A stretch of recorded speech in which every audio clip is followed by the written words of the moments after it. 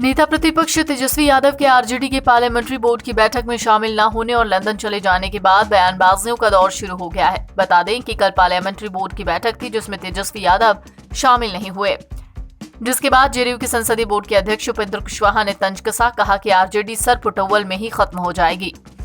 तेजस्वी यादव जी और क्या बोला जाए, उनका तो जन्मदिन मनाते हैं तो कौन सा चार्टर प्लेन में मनाते हैं, तो उस लेवल के लोग हैं। हम लोग तो छोटे लोग हैं, तो उस लेवल लंदन में जाके अब गर्मी का दिन बिताएंगे तो उसमें मेरी क्या टिप्पणी हो सकती है। देखिए, उसमें आरजेडी में जो सिर्फ टॉवल की स्थिति है, अभी तो एक इशू को लेकर के देर सवेर देखिएगा, यही स्थिति आरजेडी के नाश का कारण भी कभी बनेगी।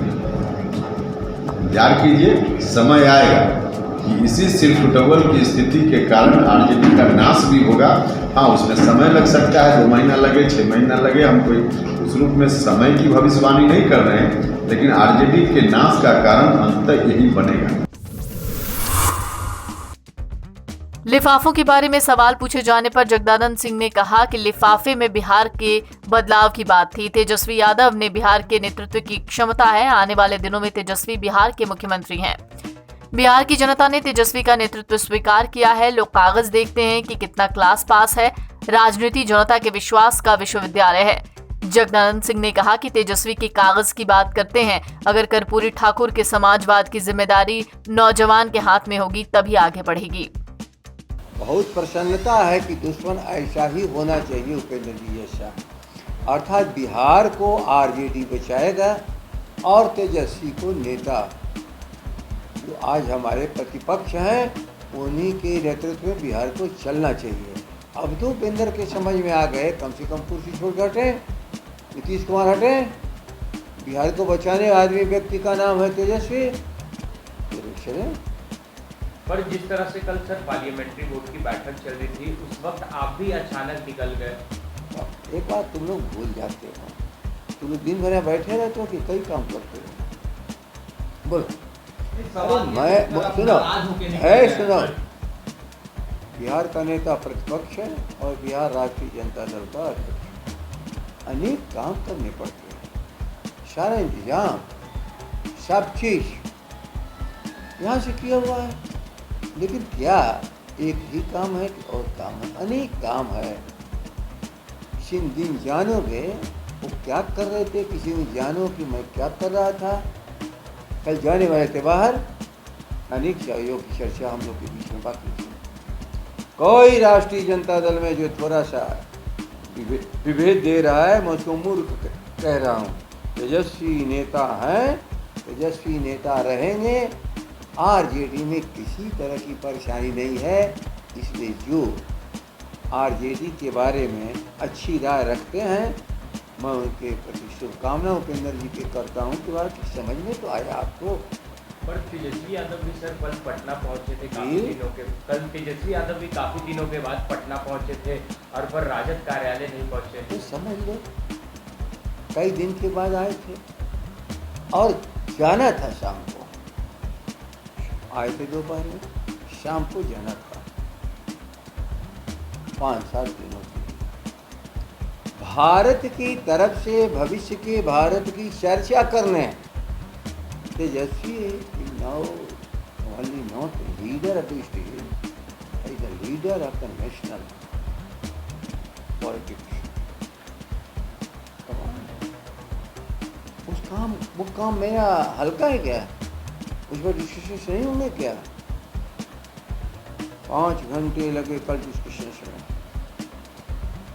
और मैं अचानक नहीं गया। देखते थे ना मेरे हाथ में लिफाफा थी, आप लोग देखते नहीं हो, खाली खिड़की छटकाना जानते हैं। इसे जरा जान लो, जिम्मेवारी जिनके पास है उनके पास काम दिखाती। बैठक ये सारी चीज़ें तय थी, बैठक बुला दिया गया था, बैठक में लोग बैठा दिए गए थे, सभी सम्मानित साथी बैठक में चर्चा। अरे आपने तो ये भी कहा कि मैं वहाँ पर गया और निकल आया, मैं चला गया। क्या क्या बिहार को मत धोखा दो, आप अपने खिलाफ धोखा दे रहे हो। राजद इंटैक्ट, जेडीयू कह रही है कि जगदानंद सिंह को राज्यसभा भेजा जाना चाहिए था और उनको नहीं भेजा जा रहा है। अरे मेरी भाषण, जगदानंद को जितनी सभा में जाना था हो चुका, अब नई पीढ़ी को जाना है। मैं लोगों की तरह पलटू राम हूँ क्या? कुर्सी नहीं तो पलट गया, कुर्सी नहीं तो पलट गया। राजद को बनाने से लेकर के आज तक किसी न किसी रूप में संभालने का काम मैं करता रहा। क्यों मुझे राज्यसभा भेजना जाएगा? ये नई पीढ़ी क्या करेगी? नई पीढ़ी क्या करेगी? इनकी जिम्मेवारी है बिहार का नेतृत्व दें। हम लोग का काम है नेतृत्व को सुदृढ़ करें, मजबूत करें और पार्टी को ताकतवर बनाएं ताकि वो नेतृत्व बिहार की समस्या। राज्यसभा सीट के लिए होने वाले उपचुनाव में जेडीयू ने बिहार से अनिल हेगड़े को अपनी पार्टी से उम्मीदवार बनाया है। उनके नाम की घोषणा हो चुकी है। महेंद्र प्रसाद यानी किंग महेंद्र के निधन से यह सीट खाली हुई, जिसके बाद राज्यसभा की खाली हुई सीट के लिए अनिल हेगड़े पर जेडीयू ने भरोसा जताया। दूसरे नाम की घोषणा कब होगी, इस सवाल के जवाब में जदयू संसदीय बोर्ड के अध्यक्ष उपेंद्र कुशवाहा ने कहा कि समय आएगा तो इसकी भी घोषणा कर दी जाएगी। पार्टी की तरफ से क्या कुछ अभी तक हुआ? पार्टी की तरफ से तो आप लोगों को पता है कि अनिल हेगड़े जी का नाम घोषित हो चुका है। अनिल हेगड़े जी नामांकन करेंगे कल, और जो अगले महीने ही तो हो गया है। दूसरा के लिए इंतजार कीजिए। जिस तरह से अनिल हेगड़े जी का नाम पार्टी ने अनाउंस किया समय पर, उसी तरह से समय पर अगला नाम भी घोषित हो जाएगा। तब तक इंतजार करना पड़ेगा। केंद्र में मंत्री हैं आरसीपी सिंह, तो क्यों इसको लेकर कंफ्यूजन क्यों किया जा रहा है? कंफ्यूजन तो आप लोग करते हैं। देखिए, अभी हमने कहा कि जो होगा डिसीजन तो पार्टी की ओर से बता दिया जाएगा। इसमें अभी कोई कंफ्यूजन वाली बात तो है नहीं। तो अभी डिसीजन नहीं हुआ? जब डिसीजन होगा बता दिया जाएगा, क्लियर है। राज्यसभा की खाली सीटों के लिए द्विवार्षिक चुनाव का कार्यक्रम घोषित किया जा चुका है। बिहार की 5 सीटों पर यह चुनाव होना है। जेडीयू के वरिष्ठ नेता और केंद्रीय मंत्री आरसीपी सिंह की सीट भी जून महीने में खाली होने वाली है। पार्टी उन्हें दोबारा भेजेगी या नहीं, इस पर अभी कुछ साफ नहीं हुआ है। क्या पता है कि हम जा रहे कि नहीं जा रहे? क्या समझा जाए? रिपीट किया जाएगा आपका राज्यसभा? आपकी क्या राय है? सर, मेरी राय केस में ये आप बताइए। आप मुझे मीटिंग में केंद्र जाना। सर, इस सिलसिले में बात हुई है मुख्यमंत्री जी से या पार्टी के राष्ट्रीय अध्यक्ष से कुछ बात हुई है? आपको इससे क्या मतलब है? आप जरा, मैं तो आपकी राय पूछ रहा हूँ, हमसे क्या आप चीज को पूछ रहे हैं? आप अपने एजेंडा में सफल कभी नहीं होइएगा, इतना आप स्पष्ट रहिए। तो मतलब एक बस स्टेटमेंट आपकी तरफ से अभी स्टेटमेंट कैसे होगा जी? क्योंकि अभी नोटिफिकेशन हुआ है। 10 जून को अरे नोटिफिकेशन हुआ है अभी, अलग अलग पार्टी की तरफ अभी नोटिफिकेशन हुआ है अभी। मैं जो पूछ रहा हूँ उसका जवाब दीजिए।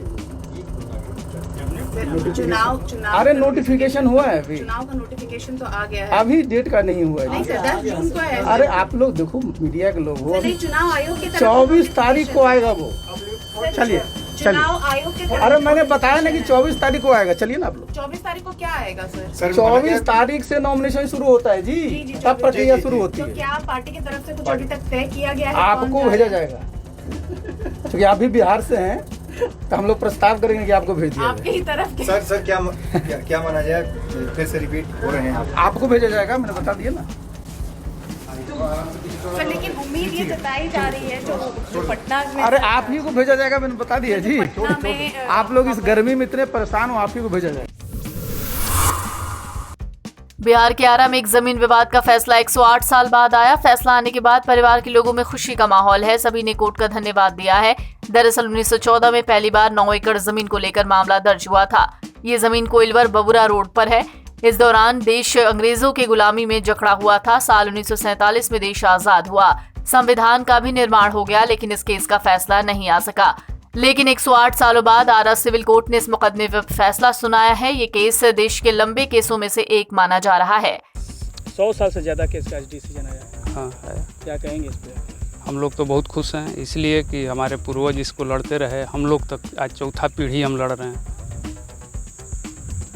क्या वो सब विवाद हुआ था? क्या माने किससे? उसमें नथुनी खां ओरिजिनल प्रॉपर्टी होल्डर थे, जो कि जिनकी मृत्यु के बाद उनके वंशज मुस्लिम लॉ के अनुसार अपना शेयर के लिए हाई कोर्ट तक वो लोग लड़ा है 1914 में।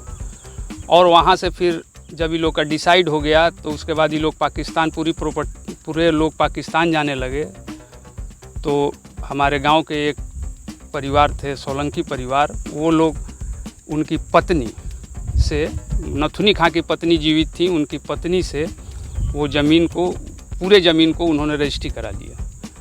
और हमारे पूर्वज उनकी बेटी से उनका शेयर अपने लिखवाए और हमारे गोतिया वगैरह को और उनके बेटा बेटी का शेयर के हिसाब से लिखवाया गया, जिस पर ये लोग दाखिल होना चाहा, उसमें विवाद हुआ, कोर्ट गया। 1930 से फिर हमारे परिवार से इन परिवार को मुकदमा चल रहा था।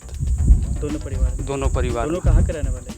दोनों कोइलवर के रहने वाले हैं। आपके कोई रिश्तेदार है वो कि पड़ोसी? नहीं, कोइलवर गांव के हैं, हम लोग दूसरा राजपूत हैं, वो लोग दूसरा राजपूत है। और वह गांव में 2 खेमा था, एक खेमा इधर था, एक खेमा उधर था।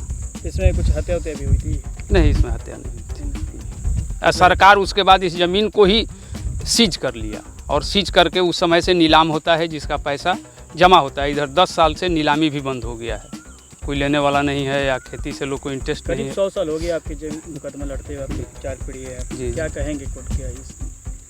हाँ, इस फैसले को कहेंगे कि बहुत लिंगर हुआ, इतना लिंगर नहीं होना चाहिए। जो भी था डिसाइड हो जाना चाहिए था। तो हाई कोर्ट गया, लोअर कोर्ट आया, फिर लोअर कोर्ट से हाई कोर्ट गया, फिर लोअर कोर्ट आया और लोअर कोर्ट अभी इन लोगों के अपील को खारिज कर दिया।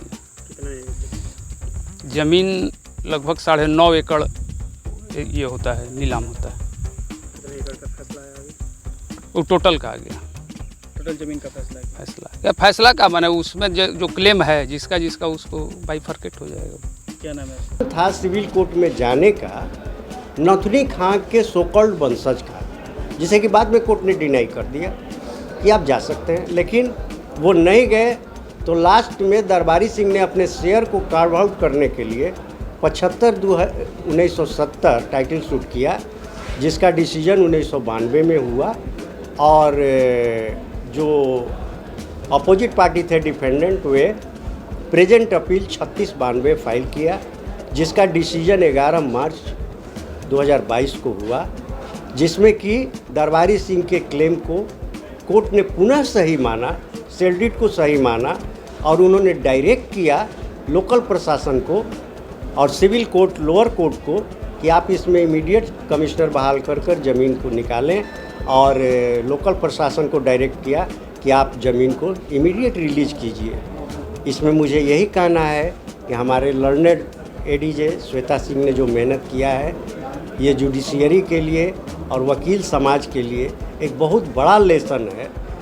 इसलिए ये रिकॉर्ड इतना पुराना हो गया था कि कोई टच करना नहीं चाहता था, लेकिन उन्होंने लगातार 3 बरस तक बहस को सुना।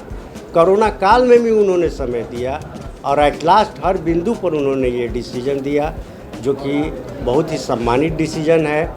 और इसमें हमारे सीनियर श्री गणेश पांडे जी ने हमें बहुत उत्साहित किया, हर क्षण वो साथ में रहे और उन्हीं की प्रेरणा से ये केस, इसमें करीब 3 पीढ़ी जो दरबारी सिंह के बाद कंटेस्ट की, 3 पीढ़ी में, चूँकि 1930 के बाद ये आए, 3 पीढ़ी वकील, जज, लॉयर सब लोग चले गए। इसमें हमारे ग्रैंडफादर स्वर्गीय शिवदत्त नारायण सिंह, मेरे पिता वकील थे स्वर्गीय बद्री नारायण सिंह, और प्रेजेंटली अपने सीनियर के सहयोग से मैं सत्येंद्र नारायण सिंह काम